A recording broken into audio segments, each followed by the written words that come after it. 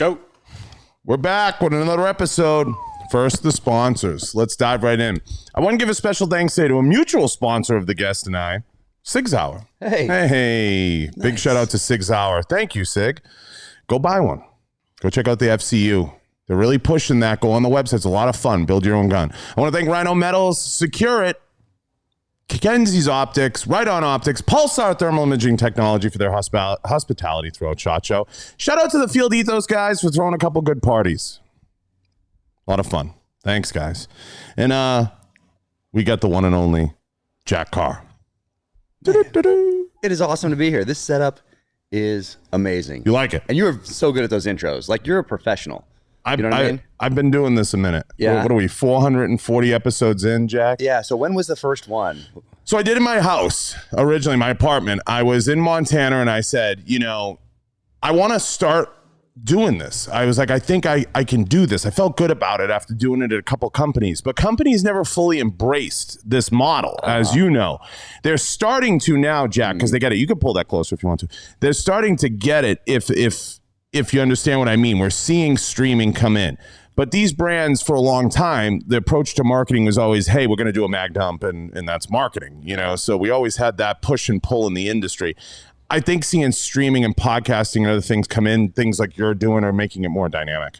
Yeah, and publishing is the same way. It's very, legacy industry they've done well for a long time with a certain model, and it's a pyramid, and they have certain things that they do, and they just don't quite understand some things that they can't track, or that podcasts or social media, they're not quite there yet. And who knows if they'll ever get there. I try to tell them there's always a little magic in the marketing. Yeah. Right. I always try to say you can't have one M without the other. I'm like, it's a little bit of like, if you get in early on something that's good, like when you started your podcast, right? It makes logical sense for Sig to get involved and everything, because they said we love all things Jack Carr. And if you love the person and you're passionate about what they do, it makes a lot of sense to support that. And I think it's not about where it is, it's where it's going.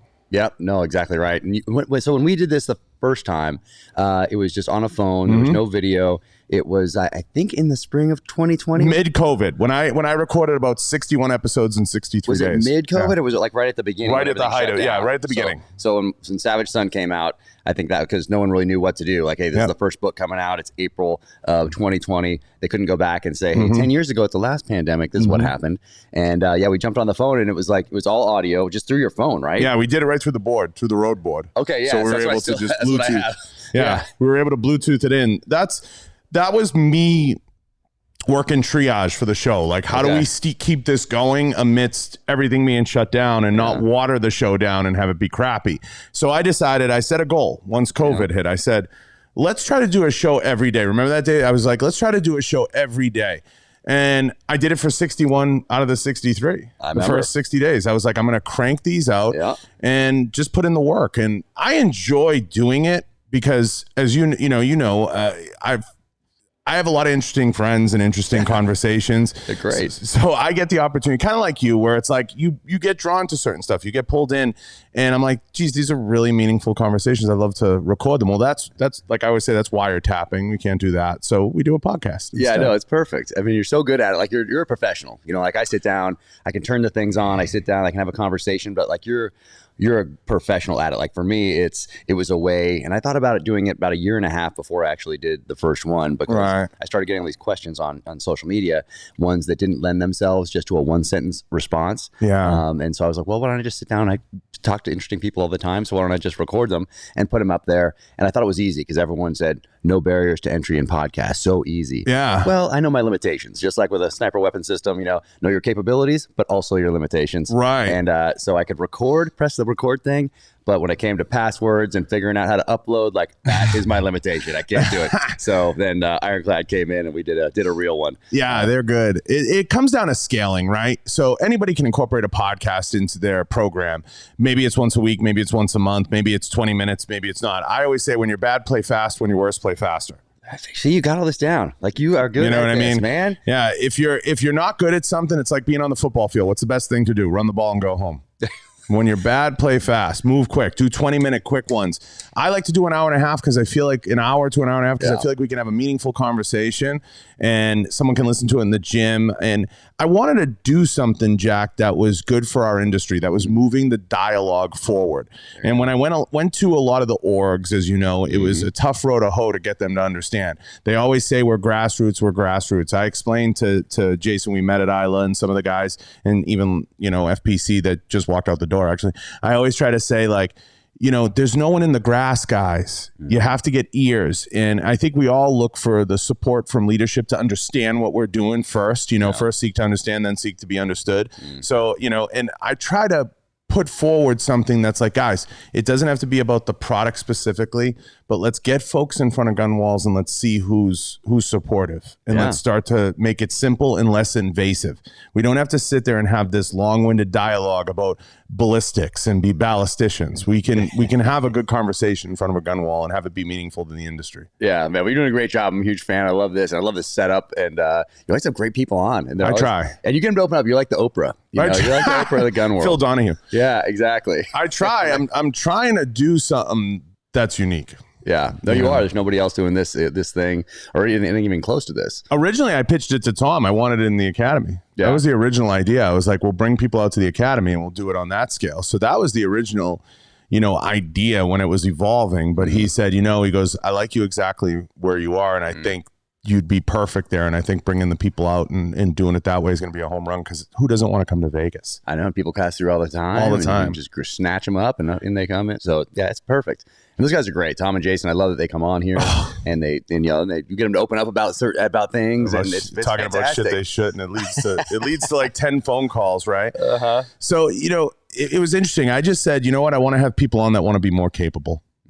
Whether it's a better writer, whether it's train harder, whether it's participate in things that aren't normal for them and different and willing to challenge themselves. And throughout the journey, we are doing a book. We're going to do like 50 lessons learned in the first 500 episodes. I saw you post that the other day. We're going to do a companion. It's coming. And the way I'm going to do it's going to be really unique. I can't talk about it on air because the writer will freaking kill me, but it's going to be unique. Now, nice. Your books are fire. I had more people message me, talk to Jack, get me. I want an, I'm like, go away. Talk to Jack. I want an advanced copy. I'm like, go away. So you got what, 6 now? 5? So 6? 5. I was editing 5 while I was here to this next week, and then, but it's minor stuff, so it's not like it's like it's done, but it's just a couple tweaks here and there, expound on something here, shave off a little there. So that one's pretty much in the can, and then it's all dive right into 6 or back into 6 and get that done. Hopefully a little bit ahead of time this time, although I do write better under pressure, I think. Right. But I need to get on a little better schedule moving forward, because it's been just a full-on sprint these last few years. Right. And I might be a little tired. Are you like one of those 10,000 a word a day guy, or do you have to have somebody help curate some of your thoughts? No, I just go, because I don't have the luxury of being able to sit there and get writer's block or anything like that. Right. Like that's nothing. I have to just go. And some days I can't go because there are interviews, or there's the business side of the house, or whatever, kids, wife, dog, life. So I get 0 done. And then other days I will go to an Airbnb and write that and stay there and, write 2,000, 3,000 words and just go until I can't possibly go anymore, until I'm too exhausted to go forward. And then I grab a little sleep and then get up and do it all again. So it's probably not the healthiest way to go. No. And that's why I think that's why a lot of writers just over time aren't particularly healthy, because you're always thinking about it. No matter what you're doing, like you go back into the living room and you're sitting down with the kids watching a show and you're thinking about that problem on the page and how to solve it. And it's really just problem solving. Yeah. Just like the battlefield, that was aggressive problem solving. But in writing, obviously, if you mess something up, the consequences aren't nearly as dire. Right. You can sleep on it, but that doesn't mean that you're not thinking about it all the time. So it's always there. But I love it. I absolutely love it. We're big fans of retro nostalgia, you and I. We love retro stuff. A little different styles, but we both love retro stuff. I get a kick out of it. Did you always, because you have a forward thinking writing process, because you wanted to do a series, something that you could follow along. that was always difficult to find, but I loved them too. And I noticed you found a lot of those old books that were, you know, you had to follow along. But doing that now today leads to the movie deals, because that's what they want. They want a world or a universe that they can build. Was that always the plan, or did that just kind of pop up? No, that was always the plan, just because that's what I saw as a fan first. Just growing up in the 80s, you know, I'd see books that were adapted to film or television. I saw what I liked, what I didn't like. So it all comes from this foundation of being a fan and being a student, essentially, of the genre, not just of the books, but of films as well. Really like commercial fiction, commercial type movies. And so I always thought it was the natural course. I didn't really put more thought into it than, hey, first I'm going to be a SEAL, and then I'm going to be a #1 New York Times bestselling author, and an A-list star will option this for a film, and a great director will do it. And that was just how much thought I put into that, and all the rest of my bandwidth went into actually the product. Insane. So, I mean, it was just a natural, but I was very lucky that I knew I wanted to do that from a very early age. I didn't have to search around. I didn't have to find myself. Insane. I've always been fairly grounded and knew exactly who I was and where I was going. It's so impressive. And I went through the books. I've read 2 of them. I'm not the guys. I'm not the best. I'm figuring it out. I'm not perfect. How could you not read them all? But I know guys who have read them all. I'm doing the best I can to chip away as I get through them. I listen to them, to be quite honest with you. I feel as if when you follow it along, it reads like a lot of the stuff that influenced you coming up. It'd have to. I mean, those things were so powerful, and that's the power of popular culture, not just in this country, but around the world. That used to be one of our most important exports as a country, was essentially Hollywood more than anything else, but books is what publishing as well, because that's what if you were in any country around the world, like that was your touch point with the United States was Hollywood, and obviously they're. I guess that's the best way to put it. Their products have changed over time, I guess. And it's evolving. It used to be very pro-American, and very inspirational, and people wanted to come here for that. Now it's a little different these days, but it's still powerful. It's still as powerful. It just has a different message. But I've talked to a few people over the years that were in other countries, and that was their touch point. Whether it was a book or a film, that was their window into America. So, I mean, you can look at that as a responsibility, as if you're Hollywood, or you can do kind of what you're doing now. But I got extremely lucky with who optioned the Terminal List. You did. It was exactly who I wanted to option it, exactly. Which is crazy. So as I was writing it, I think you know this, I thought of Chris Pratt playing the character. And it was strange because he hadn't done Guardians of the Galaxy yet, hadn't done Jurassic World yet. He hadn't done, I don't even think he'd done Passengers yet. But I knew I wanted somebody. He was coming off of like Parks and Rec, He was coming out of Parks and Rec. Yeah. So he wasn't even, and he'd done Zero Dark 30. Yes. So I saw that. So there was that aspect to it. But I wanted somebody that was like, could be a Tom Hanks type person. Like, hey, he was funny in Bosom Buddies back in the day. Right. He made this transition, particularly in early 90s with Philadelphia. Philadelphia happens and Tom Hanks's world changes, and he can do whatever he wants going forward because he took a risk with that one. And I needed an actor that needed to take a risk. And for whatever reason, I'm like, okay, that's Chris Pratt.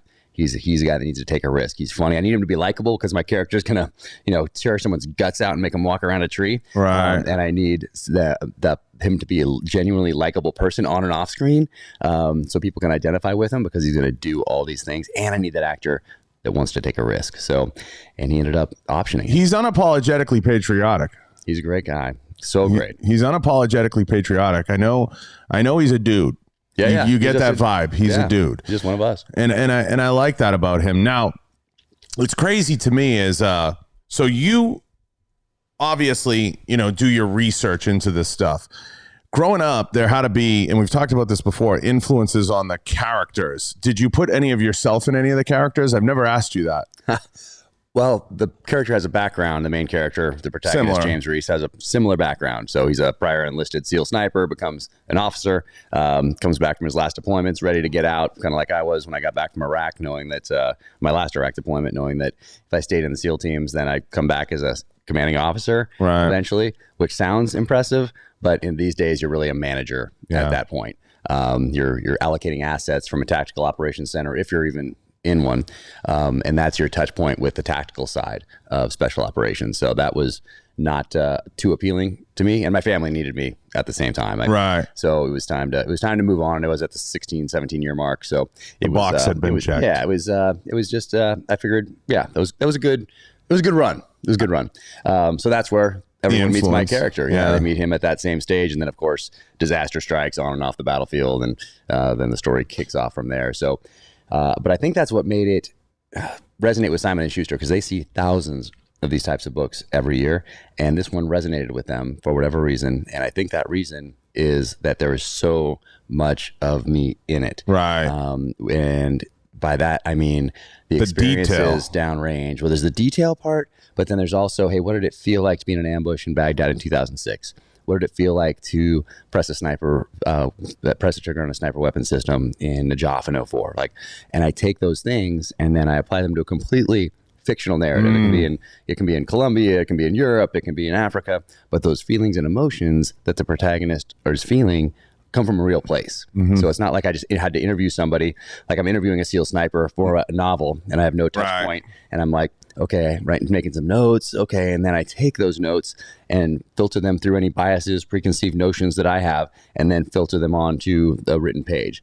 No, it's like direct from my experience into the novel. So I think that's really what made them stand out, that authenticity piece. And then the gear, like for us, the gear part, like I don't have to type in Navy SEAL knife and then be like, oh, that's a cool one, and write it into the book. I can put in what I like, what I use, and use these tools as character development. I like to be painfully honest with my audience. In this business, we're all kind of gear hoes. And that's like, we like what we like. There's guys who love pouches, and there's guys who love pants. There's guys who obsess over hats. I like a good hoodie and a hat. I'm happy with that. There's guys that obsess over everything. And Jack does a wonderful job kind of putting you in the mind of what's even in this guy's pocket, which is very interesting. And I say all the time, it's done with, kind of a deft touch in a way that you're reading along and you're like, okay, like it's almost like Dungeons and Dragons. I know he has this magical spell in his pocket. When's he going to use it? And that takes a certain kind of person to write that way. And I found that as rewarding reading it as anything. Thank you. It's very natural for me to do that because, I make judgments on people based on what they're carrying. Is it a 1911 cocked and locked in a leather holster on a leather belt, or is it a striker fire pistol in a Kydex, or appendix carry? Pearly grips, all those things tell me something. Bougie holster. Yeah. All those things tell me something about the person that's carrying it. So 100%. So I use that in the novels as well. It would be very unnatural for me not to do that. It would be very hard just to say that someone picked up a shotgun or someone just drew a pistol from a holster. I don't have it in me. I have to tell more of the story because it means something. Of course. Now, interestingly enough, that you were in town coincidentally for the shows. I should touch on that. We happen to have Shot and SCI this year that coincided with each other. And I got the opportunity to finally, after all these years, I had never met them, spend some time with the BRCC guys, the Black Rifle guys. Yeah. And I was talking about it on air. I had such a wonderful conversation with Evan. He sat down and this man broke down the whole Kyle Rittenhouse thing to me. Wow. I asked him, I said, what was your take on that situation? Because I'm curious, how did they misrepresent you and all that stuff? And he took so much time. And I got to tell you, Jack, I was telling the audience this. He stopped his group that was leaving and he said, guys, go ahead. I'll come after. And I ended up following him to dinner. They were having an event that night or whatever. He was like, come on down. We'll continue that conversation. And the care that he took explaining that. And I explained this to the audience, there's things that happen in the industry, there's stuff that happens, and you have to look the person in the eye and you have to hear their side of it or how they were affected by it. But he took the time to give me the coin, which is free Black Rifle coffee forever. Nice. And he only gives so many of them out each show. I was really impressed by him. And I was like, wow, what a great guy. Now, you've worked with them for a long time, and I know you love the brand. You probably saw what I wasn't able to see because I didn't know them. And I would always say, I don't know those guys. The only thing I told Evan, I would remind people all the time, is it's coffee. So they have more room to do things and to participate in the media. And that's why they've been such an exciting company to follow and to track and what they're doing. And he told me some of the stuff coming up. It's exciting. Yeah, I know they've got a lot going on. And as you just mentioned, he is very thoughtful. All those guys are extremely thoughtful in everything that they do. And it's so strange. And I think about this quite often, is that no matter what it is, like in this country, for whatever reason, like we love the underdog, we love the Rocky story, we love it, awesome, but then we love to see the person on top fail at the same time and fall. And it's a strange dichotomy. It's a strange dynamic. And when I say me, I mean just culturally and for whatever reason. So when you get so big like that, there are people gunning for you for whatever reason. And I don't know the psychology behind it, but it does fascinate me. I see it as this. I think there's a lot of people that waste mental equity on what other people are doing. Okay, you only have so much bandwidth. Think of it like playing Street Fighter. You had the energy bar. I just aged myself, Street Fighter. So think about it. You only have so much energy bar to use. Okay, and a lot of people, they'll, whether it's walking around the shows or what I like to call inwardly facing to the industry or outside the industry, but inwardly facing, it's like high school. If you picked a toothpick up off the table, they'll say you stole a piece of lumber.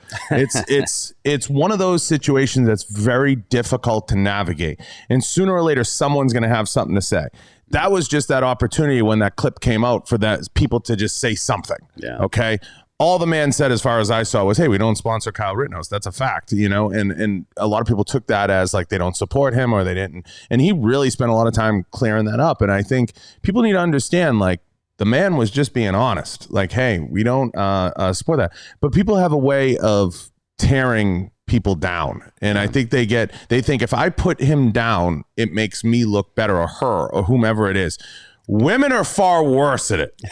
Men will fight and then be cool 5 minutes after. Like, what's the problem here? I have no problem. I have buddies. As long as you don't screw with my lady on my wallet, I'm good. Like, you could do whatever you want. And I think people just have to realize there's a lot of people out there, Jack, and some people just aren't your people. Yeah, no, it's such a crazy time because the social media side of the house continues to evolve. It doesn't bring out the best in us. It is not a great place to have meaningful, thoughtful discussions. And so when I do a post, like I looked at social media for a solid year before I did a first post. And I just looked at it because I never had a Facebook account in the military back then. Like there was no upside. Fake names. There was no. Yeah, I mean, for the guys that were like using it to find pick up chicks. Yeah, in the town we're going to train in or whatever. I can see them using it like that, but it's there was no upside to it. And now it's a little different actually, because now you'll spike if you don't have a social media profile, if you're doing something kind of on the darker side of special operations or the intelligence side of the house. So it's different. And I get to explore that through my novels and don't have to juggle it in real life, thank goodness. But I looked at it for a solid year and I looked at, okay, how do you do this? Yeah. And then stories come. I'm like, oh my gosh, I was just getting this. And then the story thing, what is this? So I looked at it and just how do people portraying themselves? How are people engaging on these platforms? Hey, this wasn't available to authors in 1975, 85, 95. So how do I use this in a positive way to grow a readership? And so for me, I try to use it to engage with people and thank people for taking a risk on me as a new author. But I see that a lot of people don't use it like that. And it's not necessarily the best place to have these types of meaningful discussions, and it just lends itself to people tearing each other down. And it's just a cesspool. It's awful. It becomes Tower of Babel. It does. I'm one of the more misread guys because of it, because I'm sarcastic. Everything I do everything is laced with sarcasm. I speak sarcasm fluently, so I appreciate that. I always say this, Dave will attest to it. You're never going to like me the first time around. There's zero chance you're going to like me the first go around. I did. I didn't even know. Yeah, but I think you picked up on the flair. Like, it's like, I post everything tongue in cheek, and the truth of the matter is I don't take myself that seriously. You know what I mean? I mean, I'm one of those people, I'm like, you could tell me to go fuck myself. I'm cool with that. Like, it's not going to affect me. Like, you're online, dude. Like, come on. But I see social media, and the mistake a lot of people make is you have to think of it backwards. You have to think with the end in mind with social media. What are you trying to do? Where are you trying to live and breathe? I built this audience a lot off of LinkedIn and the Geeks and Gamers and in some of the Discord because I wanted to provoke the dialogue. I felt in the gun industry there was a lot of, and we've talked about this, a lot of leadership that were making incredible mistakes. A lot of it was because they're in that 60-something range. I feel like the baby boomer generation is the worst generation that ever happened in this country in many ways. They never served in a war. They never worked for anything. It was the largest transfer of wealth to one group from another. And they had the opportunity to be in in charge. Go look at them in the age range. They will not let go of power. And when you have a conversation with somebody over 55 or 60 years old in the business, they have no idea about these modalities and these different things out there to harness and take advantage of. And that's a barrier of entry. They just say, oh, little Susie got 2 more years of school left. We got to go. And a lot of the orgs have become inbred, and it's caused some problems, and it's caused some fatigue in the industry where it could move forward. You know, I saw a podcasting section on the NSSF floor. I would have loved if they asked me to host shows or do something there, or maybe you. I was talking about that with FPC. I'm like, these are great opportunities, and there's great people in this industry, and I'd volunteer to do it tomorrow if it was offered for free. This doesn't have to be any money, but you have to get behind it. You have to publicize it. You have to be willing to talk about it. But there's so many resources up in those rooms, you know, and there's so many people that would do it tomorrow. I know that they would. And I wish that they would. And I think understanding people and why they say no to things tells you a lot about who they are or why they dismiss things. Tells you a lot about them and whether or not they truly want to make change. Interesting. That's you know, that's why I love SIG. I mean, from the beginning. Oh, Tom's those great. Guys have been, Tom, Jason, Ron, everybody in that organization is like, let's do this. Common sense. Let's move the ball forward, just like you said. And in writing, for me, that was my goal. It's always to move the genre forward, whether it's by a degree or by a jump, whatever, but to get better with each novel, to move the ball forward a little bit each time. That's always my goal. And SIG's doing that. They're pushing boundaries. Trying exploring. things. Yeah, they're Exploring. trying. Exactly. Something new. Exactly. They're not scared to try new things. I think in the future, Jack, and I want to get your thought on it, I think we will see a lot of companies dive into experiential marketing. And I think that's the direction to go in. I think it makes more sense. And I think you'll see scaled down shows. They'll be slightly chopped down and be a little different, more interactive, because you don't need booths the size of cities. We've proven that this year. You don't need that type of interface with the customer base anymore. It's not a Barrett Jackson auction. You know, and that's kind of what the shows have turned into. I think this downsizing and scaling will help the industry a lot because, like this year, for example, there was a lot of meaningful stuff going on, and I'd like to see more networking opportunities. I proposed the solution to the NSSF. I said, you need to beef up upstairs. You need to have guys like Jack Carr talking. You need to offer CEs towards booth credits if your employees attend. You have to make it a true trade show. When you go to true industry shows, you have people. I couldn't name one. I couldn't name the keynote speaker at NSSF at Shot Show. Couldn't tell you. Yeah. So my thing is harness what's around you and use it and utilize it to move this industry forward. But we get something incredibly wrong with the narrative, and you and I have touched on this. At the national level, part of the problem with the Second Amendment conversation or some of these dialogues is it's always the wrong people up front talking about it. It's the people that their dollars aren't affected by it. And that's what always bugs me. It's when we start having issues about the Second Amendment, they say they have somebody on whose money isn't affected at all by the Second Amendment or any ruling. They've never stood on a courthouse steps. They've never worked at a machine. And that's what always bugged me, Jack. And I said, we need someone to start having conversations from within to go out. And I get mad when I see people say, it's not an assault rifle, it's an Armalite rifle. You didn't win that person, you lost them. And I don't like when we sensationalize our side of the street or politicize it. And Neil and I have talked about this at Ready Gunner. You and I have discussed this. I just want to see people have, like we said, meaningful dialogue that moves the ball forward. And I want to hear from the people, the FFLs, because we all know those are the guys that are the bread and butter in the business, and we have to represent them strongly. We have to have a voice out there for them. That's what the organization was designed for. Yeah. What did you think about Shot Show this year? Because I honestly thought that it was going to get canceled. So anything that I thought might get canceled, I just took off the calendar. So I did that like midsummer. I decided, okay, because I didn't want to focus on something. Thing. There's so much going on. I didn't want to have focused on something and then have to scramble. Less scrambling, even though there's a lot of scrambling all the time. So I wasn't planning on it, but it happened, and it happened to coincide with SCI, and I was going to go to SCI. But anyway. It was how was it? It's proven to me that it has utility. Yeah, I think it reestablished its utility. I think it was more meaningful this year. I think that there's opportunity. I would like to see them flesh out what they're doing upstairs a little bit better. And I'd like to see them flesh out the floor. And I think they should make that a more interactive opportunity. I don't think they harness what's available to them because we're out at night. We're up in the rooms with them. We're hanging out, having the conversations. I've seen you. We're all in the room together with these guys. Yeah. And we're like, what do you want to do? So to people out there listening, we're willing to do whatever, but you have to put something forward that makes some sense. And I just don't think they use all the resources in the room. Yeah, I'm a huge fan of Shot Show. I've been going there since I think 2003 was my first one, and the tactical room was about as big as this room. Yeah, maybe a little bigger. Let's say double the size of this room. But it wasn't big. And then, of course, a year later, maybe 2 years later, tactical side, insane. But I love it. You know, people complain about it, but I have a great time. But more so because it's like a reunion for me. Having gone that part I love. Yeah, it's fun. That to part see I love. And when a reunion, I don't just mean with guys in special operations or whatever, but industry people too. And, just seeing you, it's just great. Yeah, just bumping into you that night serendipitously. Like, oh yeah, awesome. I was like, I'll go upstairs for a minute. But it's fun to run into everybody. I would say I would love it to be more colloquial, at least, I guess the word for it, or at least more understanding of like, you know, who the players are and incorporate them into their system and how they're dispensing media and take some value in that and some ownership. Because I'd love to see like a writer's panel from the industry. I'd go watch that. Yeah. You know what I mean? I'd be like, oh, Jack's speaking upstairs with 3 or 4 other guys. I got to go see that, you know, or giving a talk or a read.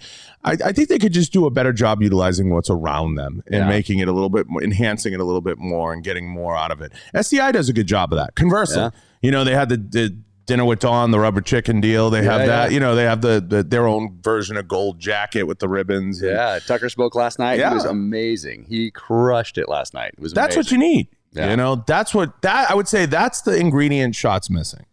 And I think they could do a better job of it. But the national narrative will always suffer until they start to understand who the people are to be asking the questions. And I talked about that with Buck Sexton. We've discussed it. And I'd like to see more of that. I'd like to see more ownership of the issue and see less of like reprimanding almost. Oh, yeah, it's bad. I mean, it's so tough, and just social media. I don't know what it is. I don't know why social media lends itself so much to the worst Discord. Side of ourselves. Yeah. And everybody gets a voice now. Same thing with any sort of art. So for me, obviously, it's the writing side of the house. But back, let's say in 95, 85, 75, you write a book. Okay, it gets a good review, a bad review in New York Times or a magazine here or there. That's 2, 3, 4 things, touch points. Okay, if someone hates it, they would have to sit down with a pen and paper or a typewriter and write a letter, figure out some magazine or newspaper to send it to, find the address, figure out the name of the editor or whoever, send it. That letter would then have to find its way from the mailroom to this person's desk. That person at the magazine or the newspaper would have to open that letter, read it, and not toss it in the trash after the first second because they are like, this is obviously a crazy person. Wasting my time. Now that crazy person has a platform on Amazon and can tell you how much they hate you, how much they hate that you put Black Rifle Coffee in there, how much they hate that you put gear in there, how you're too right-wing and they want to, you know, everybody has that opportunity now, and it can definitely affect you. But I try to take every negative and turn it into a positive, which is why I read those negative reviews on the podcast every now and again. But yeah, you can spend way too much time. So I don't recommend anyone in the creative space spend too much time looking at the reviews because it can affect you negatively, and everybody gets that voice these days. Everybody does, and I start every show with this. I used to start this with my staff. You know, when I ran booths and ran companies, I would say, everybody's somebody, just ask them. Yeah. I say, remember that every time somebody walks in the room, they're all somebody. Oh, you don't know me? I'm R2D2 714. You know, it's whatever. So the biggest thing for me, I would say the one hurdle I've never gotten over in this business as I became an outspoken CEO and became an outspoken marketing guy is people come up to you and they think because they follow you, they know you. That's always a funny one to me. I can't reconcile that at all. So like people like they follow your journey, but when you meet them, they're like, "Hey, I'm Gidget, 321," and I'm like, "Who?" Like what? So it's hard for me. You guys are far better at that. Yeah. You guys are really good at that outwardly facing. Like I'm gonna shake your hand and I'm gonna take the picture. Mike O'Hearn's real good. There's guys that are just amazing at it. Jay Cutler, the bodybuilder, is amazing at it. They'll sit there for hours and keep a smile on. I can't do it. Really? So I just feel so fortunate that I'm doing what I love to do. That's my you're a good guy. I'm a douchebag. I'm a douchebag. But it isn't. I mean, and it is an interesting thing. And you talk to Chris about that too, and people just think that they know you. And for me, I just want to thank everybody because I do sincerely appreciate every time that someone takes a moment to read a post on Instagram or to read a book or listen to a book and then recommend it to a friend like that. That means so much to me. So I try to thank everybody. I have a little bit of like our mutual friend Clint Smith in me where I'm like, I'm a heart attack case looking for a place to fall, Oh, stop it. It's never good enough.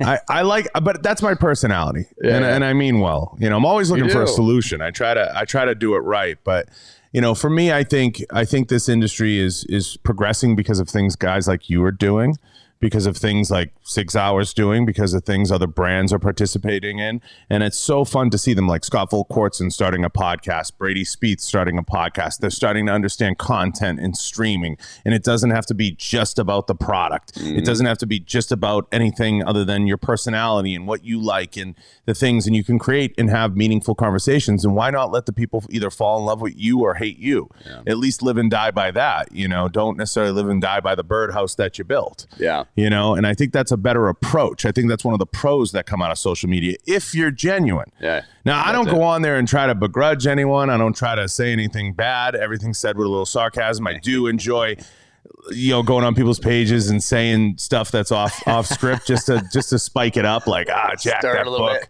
Yeah, stir the pot. I'll always go on Tony's Real World Tacticals page and be like, it's fake. He's wearing a bodysuit or whatever. And someone will be like, fuck you, you know, like whatever. And I get a kick out of that. And he'll be like, whoa, it's my friend, stop. So I like that stuff. But I do it all tongue in cheek. And I think taking social media too seriously, like I feel like our generation, as it progresses into the metaverse, it's something we'll participate in, maybe host a podcast in, maybe have a place in it. But I think we're the generation that's going to fuck with it a little bit, but it's not going to be a mainstay part of our operation. The next generation is going to have to make it a big piece. It's so interesting because it is so powerful. And you can't ignore it. And it's so divisive. That's the other side of it. So when we're looking at things more strategically, gosh, we're in a tough place. Go. And I think about this quite a bit because I try to stay outwardly positive. But when my wife and I sit down at the end of the night with a glass of wine on the couch, and we look at what's going on, we're like, oh my goodness. Like we're thinking about our kids and the next generation and the generations after that and how pivotal this next 10 years is when it comes to the rights, especially that First and Second Amendment. But I think back, what gives me hope is thinking back to the end of the Civil War and thinking how divided we were, obviously, as a nation then, and we made it. We pushed through. But then I think, what if we had social media in the 1860s? Yeah. Would we still be where we are today as a nation? And I do not know. Well, I think to an extent they're running a model on us, and obviously they're going to continue to run those models. And without getting into it, like I said, I mean, you have interesting scenarios that are popping up. Now, as far as media goes, some stuff you can't totally take it off the table. You have to look at those different things and you have to consider them. You're right. Media poses a scary threat because they're amplifying a lot of the negativity that's coming in from either overseas. And I think overseas is amplifying a lot of the negativity that we see. But we're in an interesting time because you have Tucker, who spoke the other night, to tie that back in, and Rachel Maddow, who is over at MSNBC. Interestingly enough, their contracts are starting to come up. Like Rachel's is up. It's up this year. And if you look at the market share, whether it's Rogan and then you look at CNN and you look at MSNBC and you look at obviously Fox and what Tucker's done, what if they walk and start their own thing? We're witnessing the death of cable news in 24-hour news, Jack. Oh yeah, I put that in the last book, either the Savage Son or Devil's Hand, where I talked about how legacy media still thinks they're the kingmakers. And they don't realize that they're not anymore. And I think having the Clinton Foundation and the Gates Foundation fund a lot of those media entities is going to lead to a lot of interesting developments in the next few years. Gosh, I'm just so worried about this. Yeah, it's so tough. Puts you in a hard place. Well, I mean, just from a marketing standpoint, as far as readership all of us. I mean, we're all in a tough spot. I think readership-wise, you're safe because you have an audience that's thirsty, that wants the content. And there's just not a lot of you guys willing to do that. And it's a huge badge of honor to step up and say, I want to write the books that I feel are meaningful and feel representative of me. Yeah, and as you know from being in this, in various industries, I wouldn't say that New York publishing is a bastion of conservatism, but I am. So I didn't know walking in if they were going to want me to change things, ask me not to be so hard. And anyways, I've had complete creative control from the very beginning. No one has ever asked me to, hey, tone down the freedom stuff a little bit, or hey, tone down the violence, or you have to write so much gun stuff in here. No one has ever once even hinted at any of that, which is pretty cool. And then in Hollywood also, same thing. I was surprised, and I think it's because we had such a solid team at the top with Antoine Fuqua, who was incredible. Training Day, Cheers to the Sun, Magnificent Seven, Equalizer. So he's director and executive producer, and then Chris, of course, and then me. We're all 3 executive producers on it. But we made a great team. We had so much fun working together. But I think that I can see how things can go south very quickly, and there's so many opportunities to mess things up. And you and I being fans of films, I'll tell you what, I am so much more forgiving now when I see something in a movie or a TV show that's there's scope covers on, those guys are, there's so many opportunities to mess things up. It is a shock to me that we actually get something, one, made at all, but two, made with any semblance of some sort of tactical proficiency or the right kind of weapons, or the scope covers are off, or someone's using their sights, or fingers are off the trigger and then back on when there should be.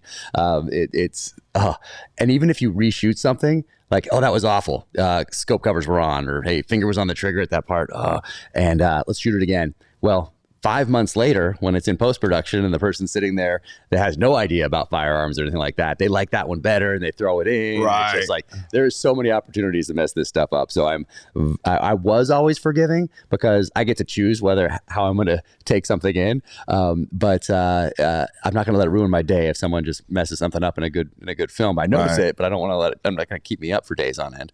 But now I'm so much more forgiving. Lately, I've been posting like some of my favorite special effects from movies and so on. So I say, and people are people are like, that's so hard.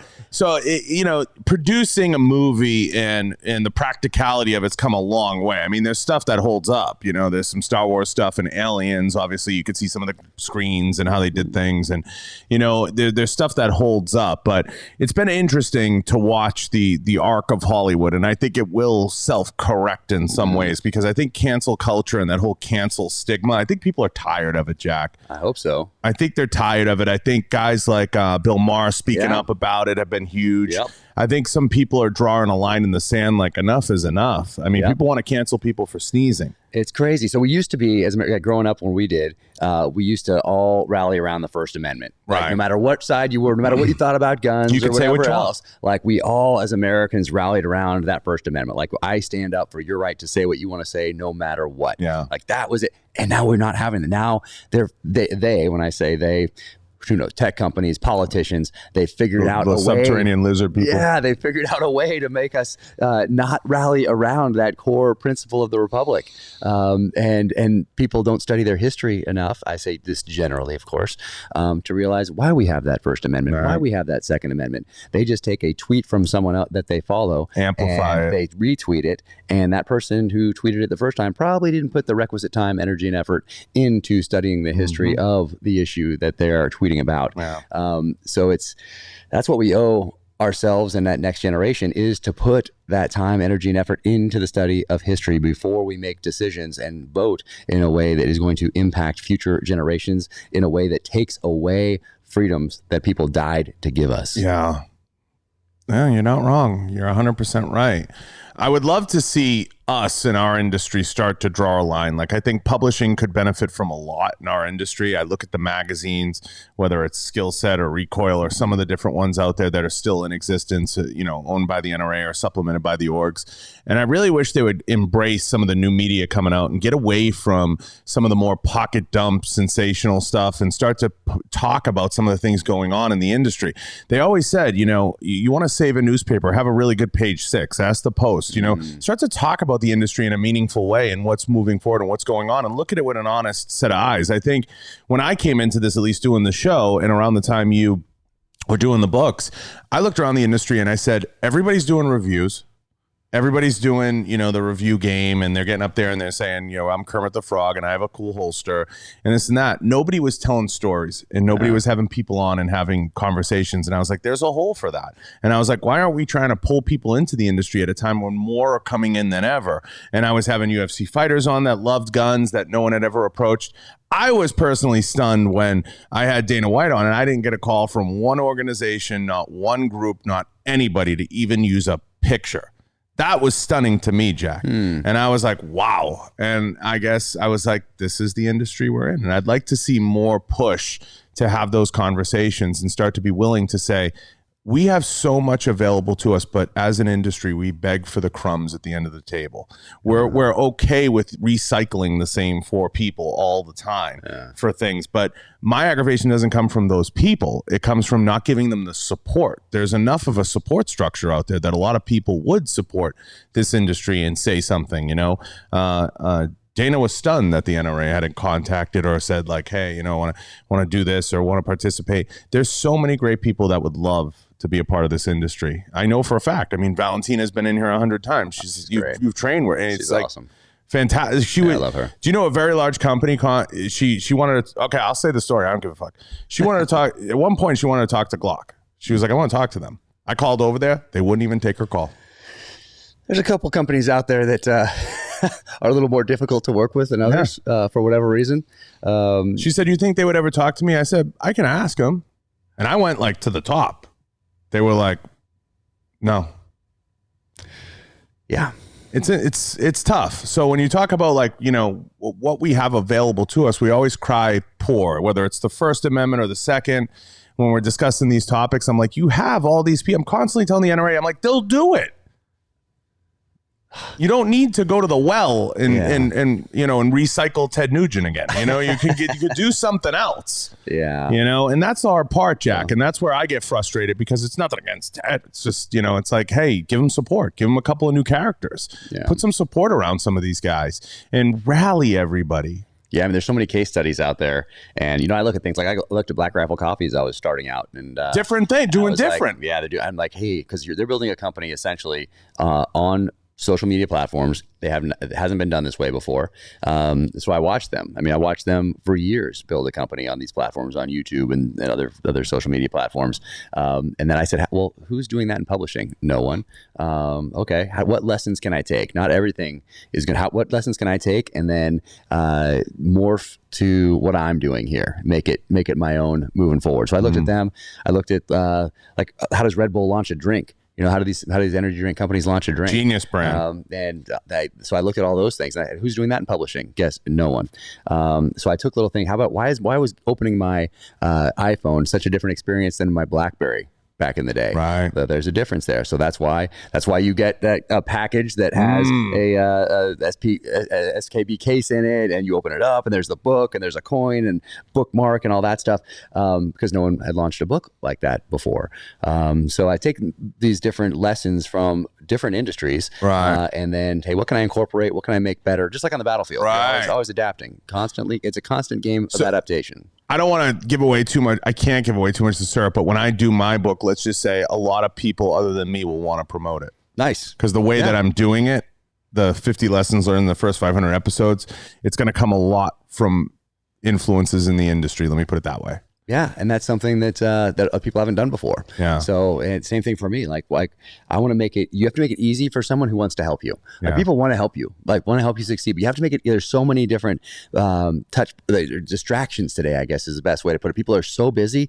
You have to make it easy for them to help you. So when you send me something, it's easy to do a repost. Easy to take this amazing package. Hey, here's this new book. Here's these 50 I loved your last one. I love this. And I can hold it up and be like, oh, I was on this show on this episode. And check out these lessons from these guys. This one is awesome. And that makes it easy for people to help you, but help themselves and help their followers as well. We all grow. That tide raises all the boats. So. I didn't want to talk about it because I know you'll get 100 DMs asking for it, but Jack does a very unique release with his books, and he sends out samples to a lot of folks, and they're very well produced and they're thought out. And it's, you take your time to say, I want to make sure this gets in the hands of the folks that are going to be talking about it or participating in my journey and promoting it.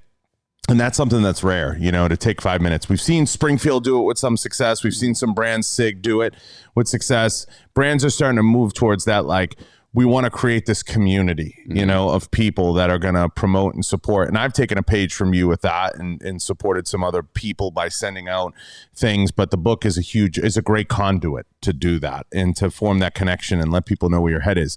Now, it raises the question where the industry's going. And I think the next evolution, this is something I wanted to talk to you about. I think we're witnessing the sponsorship of streaming. I call it podcasting, streaming, and whatever it is. I've said this before, the smartest brand out there, the moment Cops got cut, and God rest John Langley's soul, the moment Cops got cut from TV, I said somebody should go buy Cops right now. Did I not, Dave? Did I not say that very early? Nice. And someone did. Fox went out and got it. Yeah. And I said it to Tom, and I said it to other brands. I go, because it's an embedded audience, and start streaming that. I think this industry is going to get wise the next 2 or 3 years, and they're going to say, Jack, John Bartolo, whoever, they're going to say, we want to buy we want the show. How much for exclusivity? And we're going to stream it behind. The first company that gets a paywall right, whether it's Sig, Glock, or whoever, is going to own the marketplace. I know John Lovell's doing great things with Warrior Poet, and we stream there. That's a possibility. I know they've had talks with a lot of different people, but I see that as the next evolution of this industry, and I'm usually reading the tea leaves pretty decently. Yeah. I mean, what Cops was the longest running reality show of all time, I think. Yeah, and Simpsons' longest cartoon, right? Cartoon, probably. Prime time. Probably. Yeah. But yeah, Cops' longest running reality show of all time. I mean, people don't think of it as a reality show because, till Survivor hit in, whatever that year that was, 2000 or whatever, and really changed the marketplace there. But for Cops to cancel the longest running show of all time in the reality space, it was ridiculous. Opportunity. It's opportunity for somebody. It's once again, constant game of adaptation, capitalizing on momentum, looking for gaps. That's what you do on the battlefield. Those 3 things of what I did on the battlefield as a combat leader. Those are the same things that I do looking at this battle space of business and how I look at solving problems on the written page. So good way to look at it tactically, operationally, and strategically. But those are the things, and it's a constant game of adaptation, not just on the battlefield, but in life. I try to say, expect nothing, blame no one, and do your job. There you go. That's what I always say. Like, you don't expect anything. Nobody owes you anything. Blame no one. Yeah. Do your job. I mean, John Wooden had a few like that in that blue book, that's 25 so lessons or something. There's a few that came after that, but there was the John Wooden blue book, and I forget, I think it's just called Wooden. It's like, don't complain, don't make excuses. All the basics. Just all the basics. And hey, while you're at it, be a good person.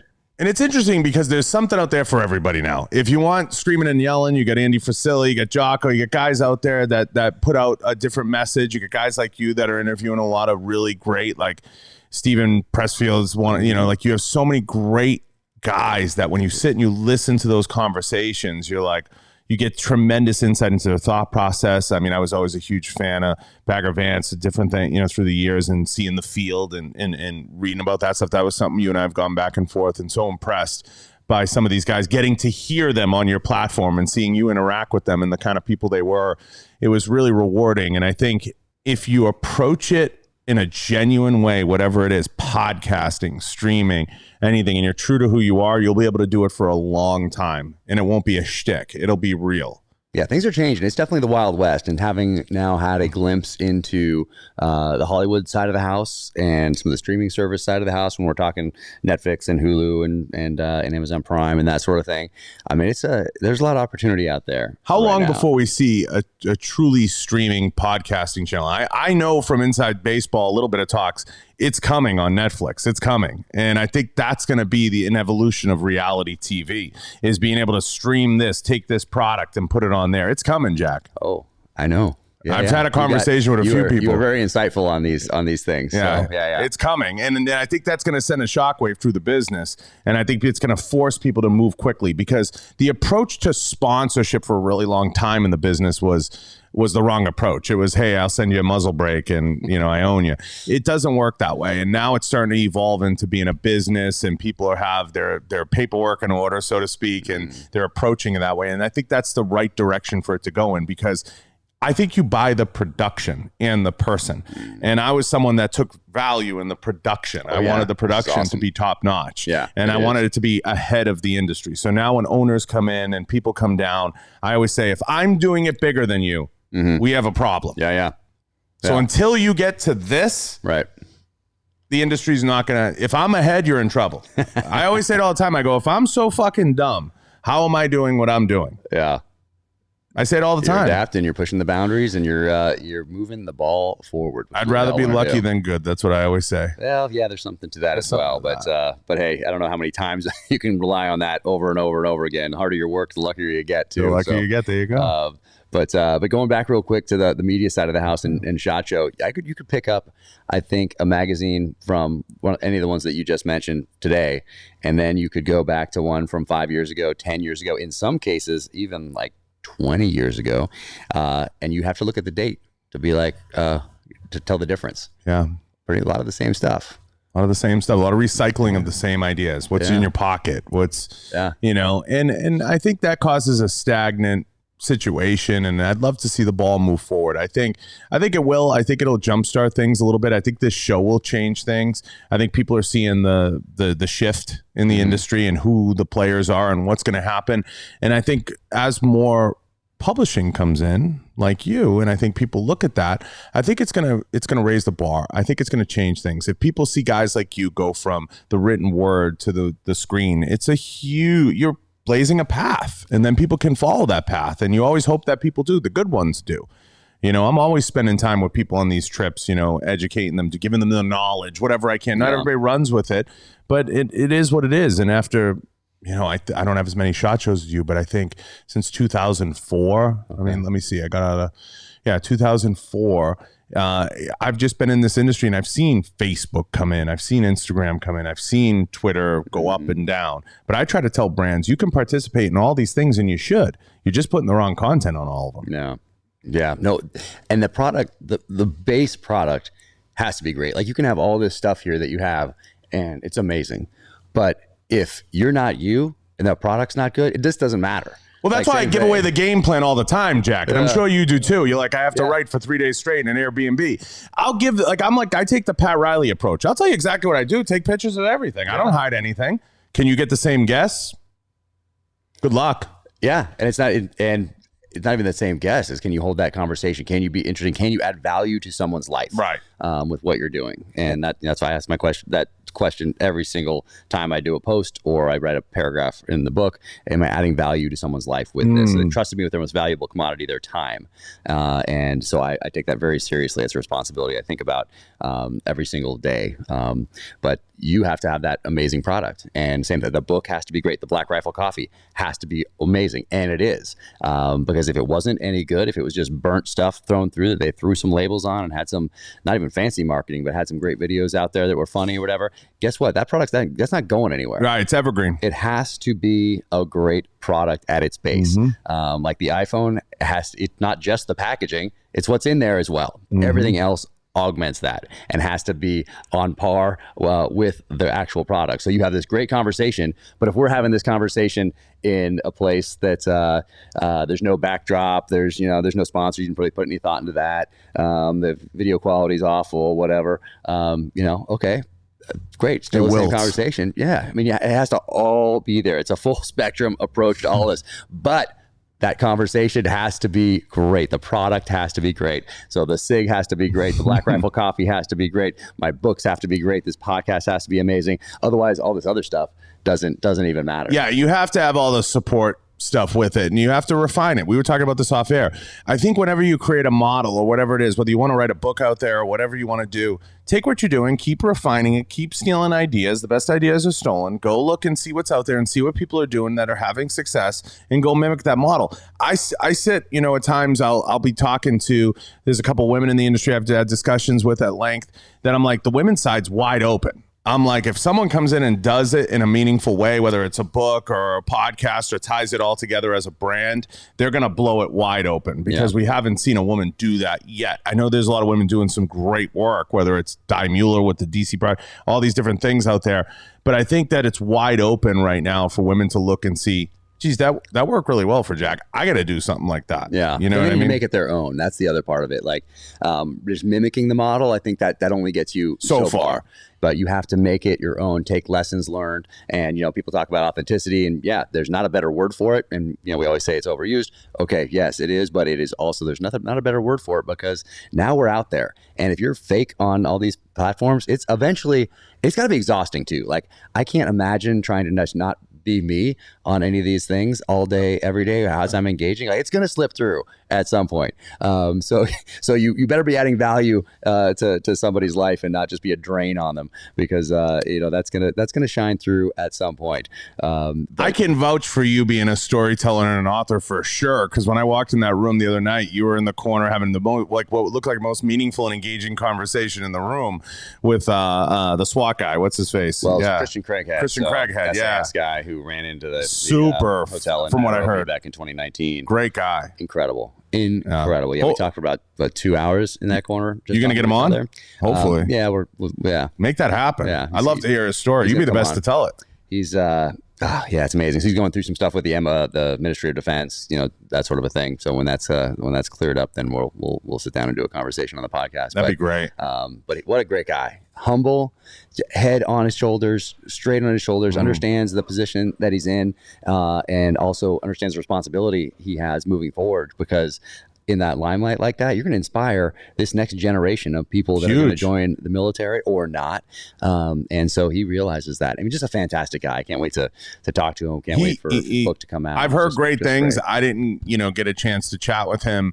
I knew you were in the corner with him, and I said, that's a deep conversation. I said, that's good. But that's what you got to do. You got to have chats with these people. And there's some people that you really click with on these trips that you have a nice connection with, and you're like, this was a really good chat. I had that with Evan this time around because we hadn't had it. So it was nice to sit down and spend some time. And I think that's what these opportunities are all about, is let me find 3 or 4 meaningful relationships and let me explore those. Let me not spend time with the same 5 people I always get to talk to. Yeah. And that was why it was funny when Jack came over. There was a super fan I was chatting with from FPC, and they're like, I want to take a picture with him. And I can vouch for Jack. He is a solid guy. He is as solid as they come. He's like, I'll take a picture. I'll go over here. So, absolutely. You're much more willing than I am. Man, I think about it every day. Just so thankful and feel so fortunate. But yeah, a lot of this that allowed me to move forward as an author, it came from like going to Shot Show and going to SCI at a time when I wasn't thinking about that as the future. It was just, hey, I'm going to Shot because I want my guys to have the best stuff we possibly can when we go downrange. And there's something in the private sector that's a little bit ahead of what we're getting in the military. Then I want to get that stuff and get it in my guys' hands before we go downrange. And I want to be at least aware of all the things that are out there and the trends and where things are going, because I'm a gear person, because I'm responsible for these people I'm taking downrange. It's what I owe them. It's what I owe their families, what I owe the mission, what I owe the country. And then as I transitioned, just having been at SHOT Show and developed these relationships, not necessarily on the floor and walking around saying hi to people, but like us the other night, it's the after. It's going out, having drinks, getting to know somebody, just like you said, you talking to Evan, me talking to Christian. And that really helped as I made that transition. And I think I knew where I was going. I knew I was going to write. That's what I wanted to do. But in the back of my head, I think I knew there were a couple backups, even though I didn't think of them as backup plans. But I knew, just because of all the people that I had met and had relationships with over the years, that there were options. I didn't want to consider any of them as options. I didn't think of them that way at the time. But looking back, I'm guessing in my head, I went all in on the writing, because I knew, hey, if this doesn't work, there are some backups. There's backups. Yeah, but I didn't think about them but I'm guessing in the back of my head that might have been the case. But it's because I wasn't here trying. I wasn't networking. I've never thought of being here as networking. It was just, hey, what is this new thing you have? Right. What is this new? This is awesome. And then afterward, you're having drinks together and you're talking and just like having normal human conversations. If Jack Carr wasn't an author, what would he be? I think probably like a river guide or ski patrol. But a river guide. Yeah, probably something like that. But I think I'd be miserable, like finance, that sort of thing. I just don't. Yeah. But yeah, I never really considered anything else. So it was always SEAL and then write thrillers, just like these guys that I read growing up. And what I'm trying to capture is that magic, because for me, reading David Morrell in the 1980s, reading Nelson DeMille, reading A.J. Quinnell, J.C. Pollock, Mark Olden, Tom Clancy, there was this magic to it. And a lot of it's because I was young. And I didn't have to go back. I didn't just wake up one day as I was getting out of the military and say, hey, I'm going to try this writing thing, see if I can make a living at it. What should I have been reading for the last 40 years? Right. It was like, I read all that stuff growing up. You I was had introduced the knowledge. Introduced to Joseph Campbell very early on, 1988, when he did a series of interviews with Bill Moyers on, it's called Power of Myth. And then the book was called Hero with a Thousand Faces. So I read that, I watched the interviews, and then I applied that to everything that I was reading or watching going forward. Not because I was like trying to figure out how I'm going to do this in my next life. It was just because I loved it. So I want to capture that magic when I'm writing. And what I'm trying to really get, what differentiates a book from another, a movie from another, a TV show from another, is if it has heart. Yeah. I think, because there's a lot of things you can just put out there, but it needs to have heart. And that's that intangible that you can't point to. You can't say X, Y, or Z need to be in there to give it this. No, it's that magic and it's that heart. Everyone has a sweet spot, Jack, of perspective. For some people, it's like 20 years old and they're wizards. And for some people, it's at 40 and 50, and you wake up one day and you start to, as we've talked about, see the field. You start to see what's going on, and you start to pull it apart. And you see the hierarchical structure of rooms and other things. And you see it even in this business. You start to see the pieces, the chess pieces move around. And then along the way, we all get old. Like I was at a UFC fight recently, and there was a SEAL team there. And I remember, because I'm in that sweet spot in age where I'm looking at these guys and they're so young, and I don't want to say what team and who is it, but like they're so young, and they were Dana's guests, and you know, I just gave them all a hug and I said, you guys are the tip of the, it's their time now. I'm like, you're the tip of the spear, and I was like, I wish you guys well, and they can't understand like the love of, I'm just like, I'm looking at them and they're so young, you know, and I'm just like, here I am getting older, and I don't take myself that seriously because I see those guys out in the field, and we talk to them, and we talk to the cops out there, the guys that are still pushing a car and everything, and it gives you perspective and gratuity, and you feel like, geez, I'm in a good place, but you always feel you have to represent them in a meaningful way, and the good ones carry that, and I know you do in your approach. That. It's amazing. I know you got to get on a flight. What are we at for time? We're at about 1:05. Did I miss it? Yeah. Look at these things. I mean, brass knuckles. Friggin' awesome. Look at this place. Yeah, I got to have all the trinkets. I don't even want to get on my flight now. I mean, I want to. You could stay here for a little bit more. You like it in here? I love it in here. This is great. I'm glad you like all this it. Stuff. This is amazing. It means a lot to me. Yeah. You think this is doing it right? I hope think you're doing it right. I think you're doing it right here. Where do I go from here, Jack? Tell me. Give me the wisdom. Well, I think you're already headed that way. You already dropped a couple of hints with that, with the book and the way you're going to launch it, and I'm excited. I mean, I can't wait to see that, and then continue to see this thing evolve. I hope so, because you're one of the guys that your opinion matters to me. Yeah, I mean that. Appreciate that. It does, and I'm looking forward to what you do now. There's more options coming. This series is moving along. Mm-hmm. We're excited. Everybody's excited. What can you tell us about the new one coming? So the book, new one is In the Blood, and that is May 31st, and that is a sniper-centric novel. I call it a novel of violent resolutions. Each one, and I took this from Stephen Pressfield, but I misinterpreted something he said when he was on Rogan, but I'm glad I misinterpreted it. I thought what he said was that he would write a one word on a piece of paper, and on a yellow sticky, and he put it on his typewriter as he was typing. That was the theme of his novels. But he was really describing a playwright in New York that wrote a couple sentences. But I'm glad I misinterpreted him, because that first one, Revenge Without Constraint. I mean, that was boom, and that was right there on it wasn't on my typewriter, it was on my MacBook, but it was on a yellow sticky right there, taped around, and so I saw that right there as I was writing. And so each one has had either a couple words or it's amazing process, and it just keeps you on track. And I think that's why Simon & Schuster had about 0 edits on the first novel. Amazing. And I thought when it first went out, because you don't know, it's your first time stepping into that realm, that they're going to do a bunch of edits to it. They're going to take things out, put things in, change it, make it great. They did almost nothing. My editor said, hey, would he really say this here? Would he really do this here? This seems off character, like something like that. And that was it. It's very, very minor, but I think that's because I stayed on theme, stayed on task. So this next not one, easy to do. Yeah, I mean, it was. Because it was there, and because I heard it from Stephen Pressfield, I was just like, Roger that. So if a paragraph, a sentence, and didn't have to be directly tied to that just theme. Trusting the process. It had to be like indirectly, more importantly, tied to that theme of Revenge Without Constraint. But this next one is a novel of violent resolutions. Ooh. Yeah. So that's coming in May 31st. And then the show is coming sometime in 2022. I thought they were supposed to announce it this week, but I saw that they did not. So I heard that, in 2022, it's they'll announce when it's coming. And, I'm excited for you. I'm so pumped. I'm so pumped for you. Oh, thank you. I think it's going to be huge. Last question I was going to ask you. Now, This is interesting to me. I heard a story about you. I heard you'll just sign books. Yeah. Randomly in random places.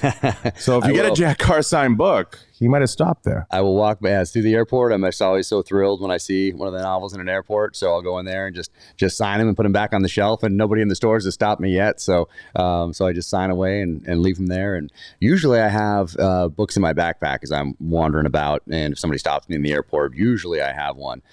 This trip was just insanity. So I didn't bring no coins, no cards, anything. It was just chaos. Yeah. But usually I have a couple books in the backpack. So if somebody stops me and says, hey, they're a fan, or hey, my dad's a fan, or whatever it is, boom. That's why I don't like to do shows this week, because it's too hard, Quick question for you. Did you just sign him Jack Carr? Do you put something cool like Jack Carr was here? Nope. Kilroy, I little do something for fun? Like strength and honor is my thing that I usually sign in people's books. But when I'm in the airport, it's just I just sign the name. Yeah. Right. Yeah. You should put little Easter eggs sometimes. Yeah, I know. I was on a page. I'll explain off air. Valentina does that. I got the explanation on her signatures. Everybody does that with some degree of signature. Oddly enough, I signed my first autographs this week. It was really interesting. Yeah, that was weird. Yeah, it was weird. Hats. For some reason, hats. I don't know why. And people had your hat on and they asked you to sign it? Yeah, well, people had it on, and I don't sell it. I just give it away, but I gave abundance of them away. But people came up to me like, would you sign it too? And I was that is awesome. Somebody came up at SCI, and I thought, hey, Shot Show, because 2 years ago when we were there last, in 2020, last time we were all together before this insanity, people were stopping me, and I had books in my backpack, and I did some signings at different companies, Aim Point and stuff.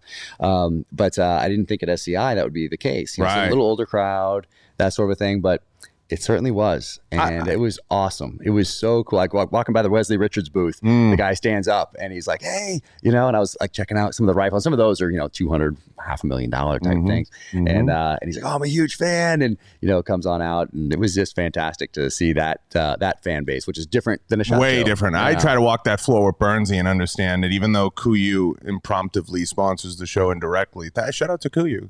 Hey Bernsey, I'll see you next week.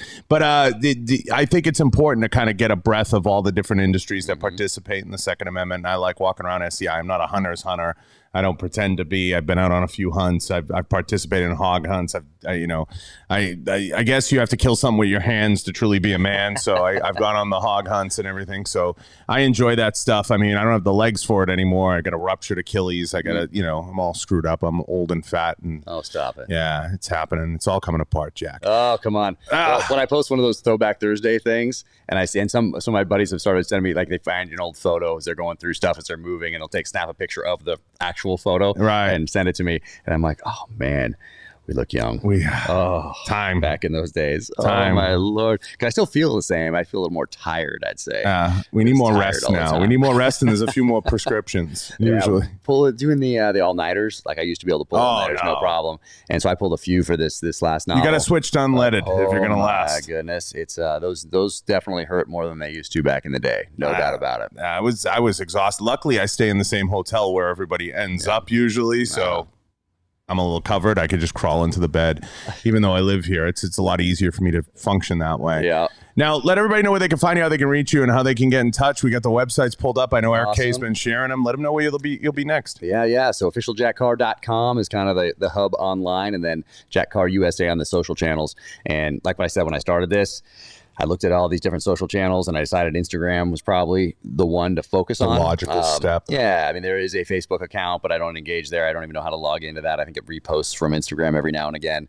Twitter, same thing. That's a different beast, though. I mean, they're different. There's a little bit of crossover between the channels, but for the most part, it seems like my audience anyway sticks with pretty much one. Right. And so Jack Carr USA on Twitter, Jack Carr USA on Instagram. There's jackcarrusa.com, which is the merch.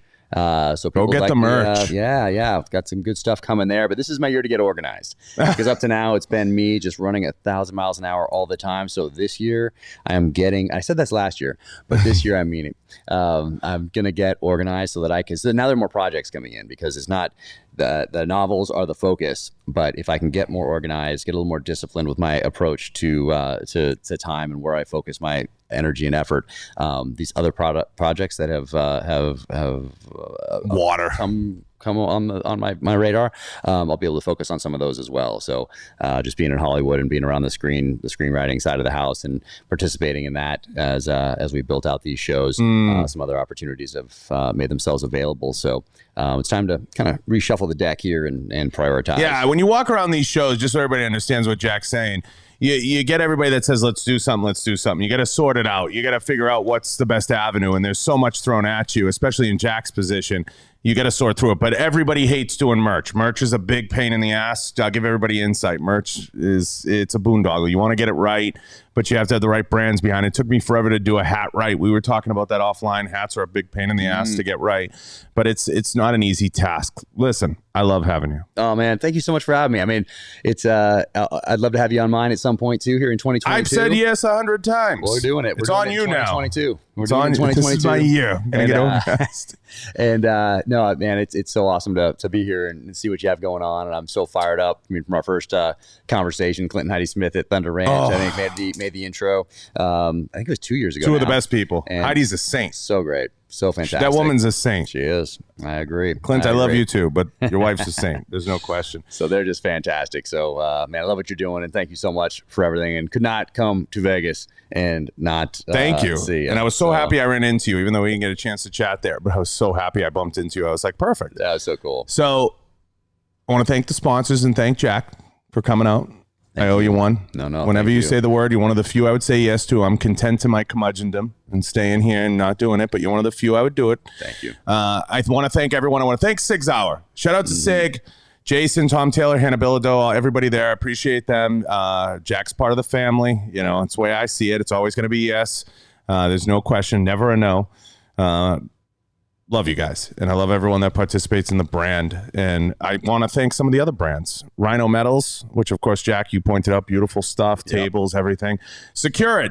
Shout out to Tom from Secure It. Big thanks to them. And of course, thanks to all the other brands. Full Quartzin, Right On, Kenzie's Optics, Pulsar, everybody out there, Enforce Weapon Lights. Appreciate you guys. A lot of love. We're going to sign out. Awesome. Take care. See ya.